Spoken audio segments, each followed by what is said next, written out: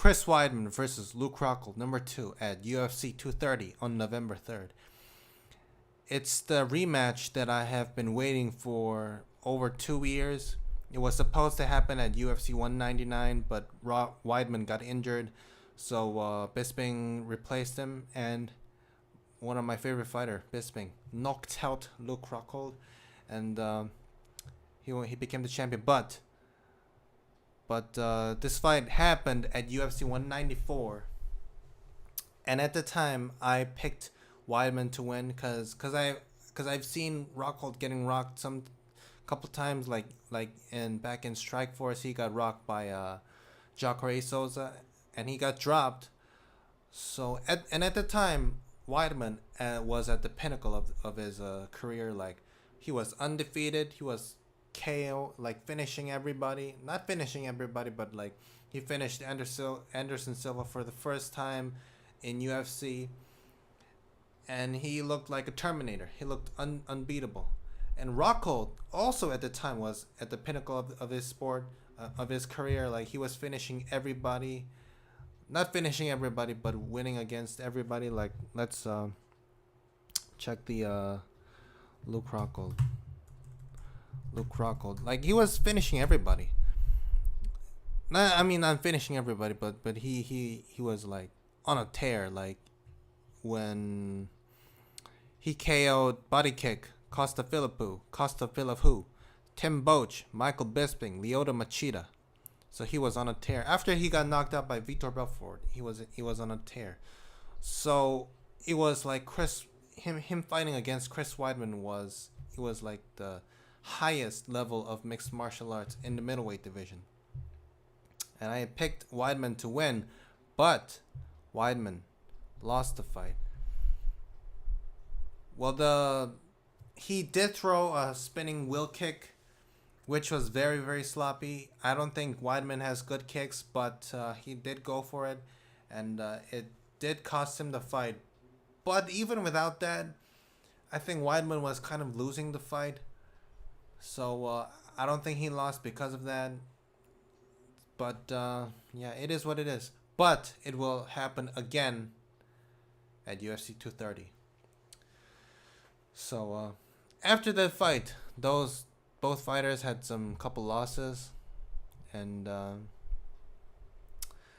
after Weidman lost, like he came, it was downhill for Weidman. Like, he had three.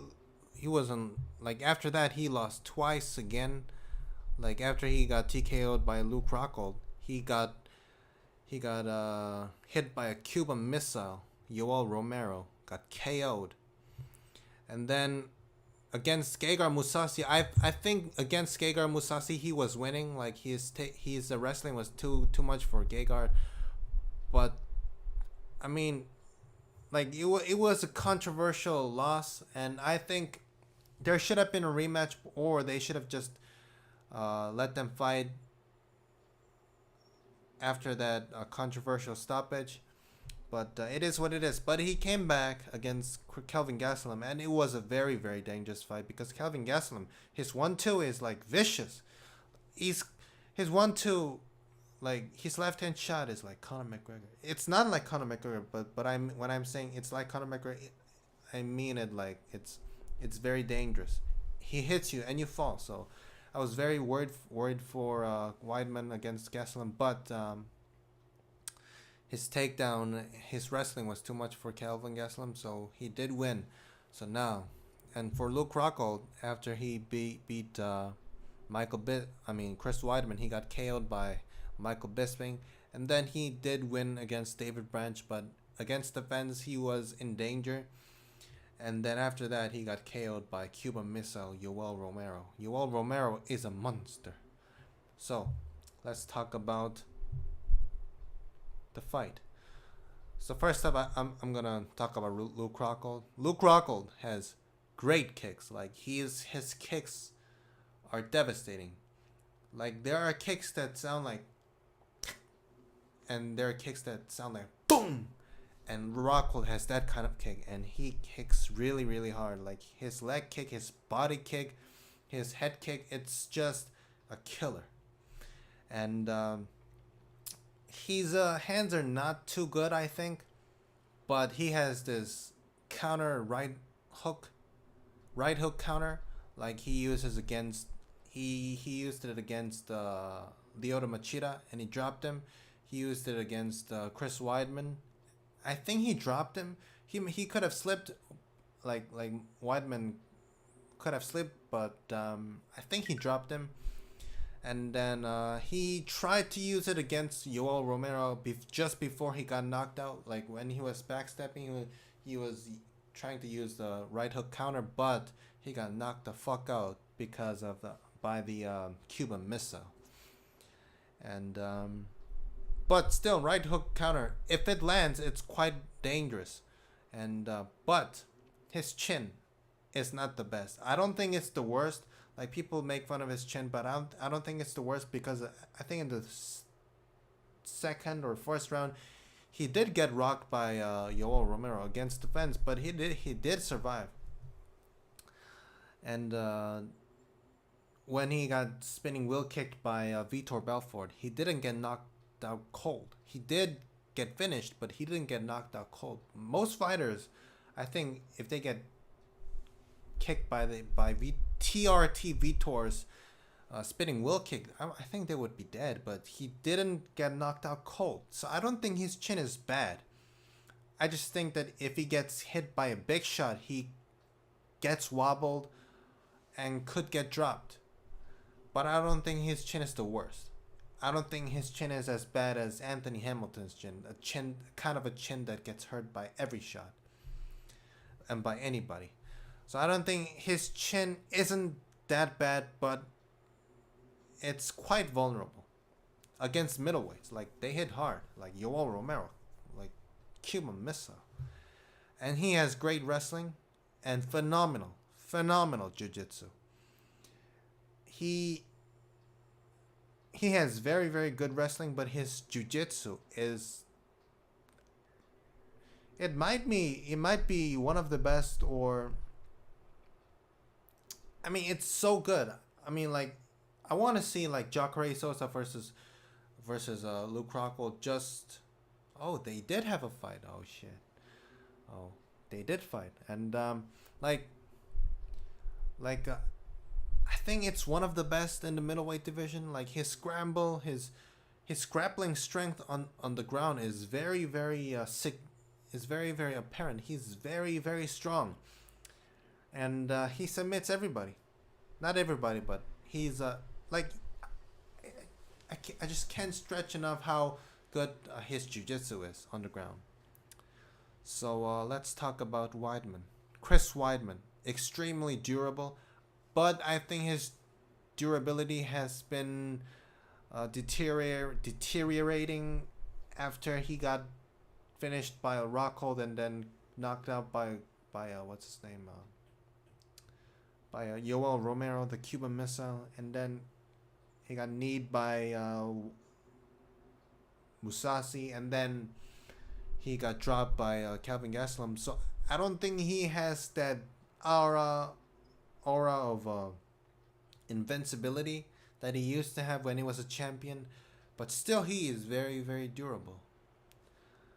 And he has knockout power. It's not like one punch, like dead stiff knockout power, but he can knock people out. Like he dropped Kelvin Gastelum, and Kelvin Gastelum chin is no joke. Like Jacare Souza hits very, very hard. Like he knocks out people, but when he got hit by Jacare Souza, he was completely fine. It didn't matter.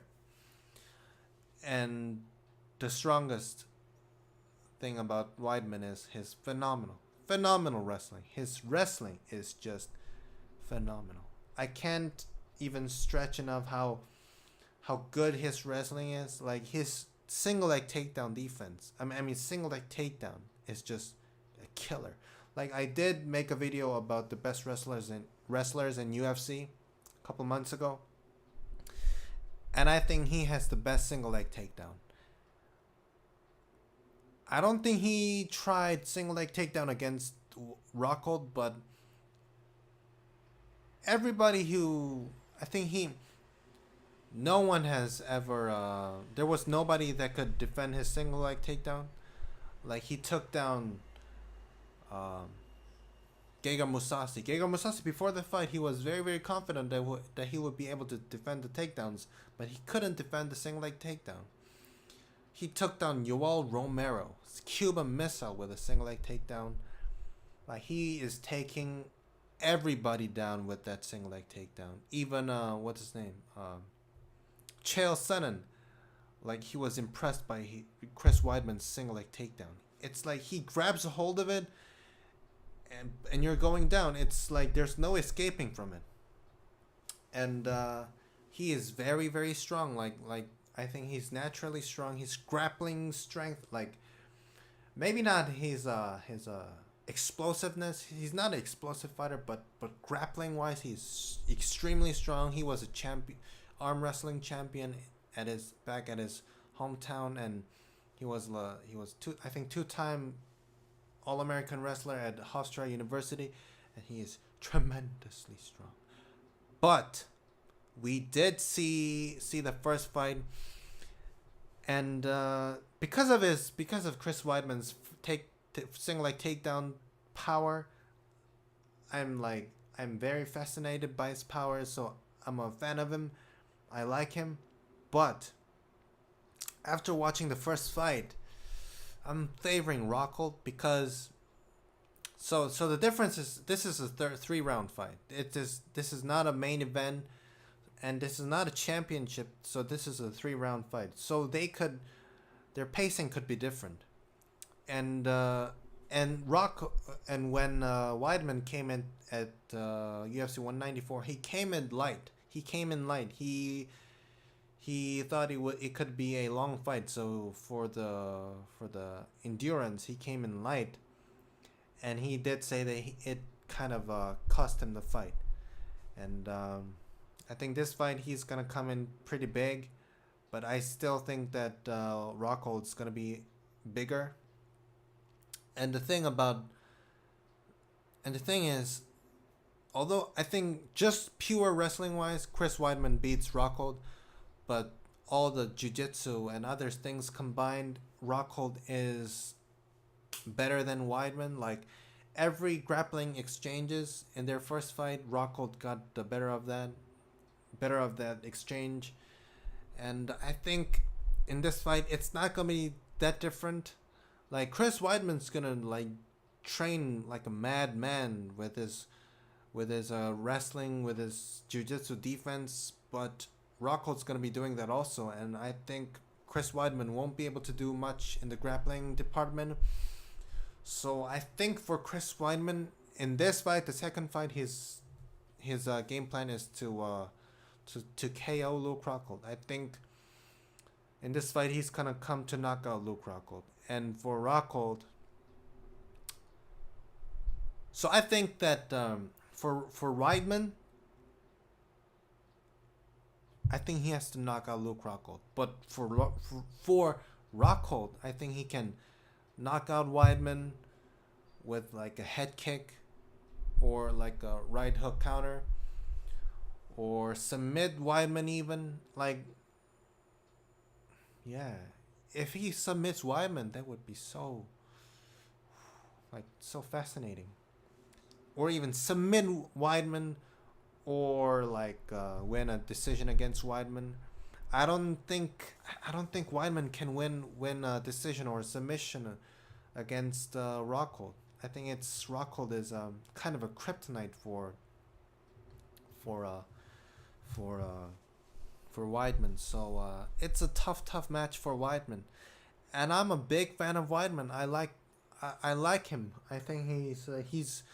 I'm in awe of his strength. I'm in awe of his single leg takedown, but I think the kicks and the jiu-jitsu of Rockhold might be too much for Weidman again. I want him to win. I want him to knock out Luke Rockhold. I mean, I don't, not because I hate Rockhold, just for the sake of winning. I want him to knock out Luke Rockhold, but I'm not sure. I think Weidman's gonna lose, and I hate to see him losing because like after USADA appeared, he had 3 consecutive losses, and I don't think he cheated, but people are making like fun of him. Like after USADA, Weidman is losing. He's nothing. I hope he wins.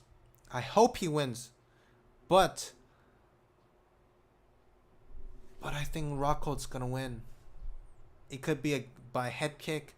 Like if it was like the dominant Weidman that was undefeated, I don't think shots will hurt Weidman. But we've seen him getting knocked out, so I think head kicks can knock out Weidman.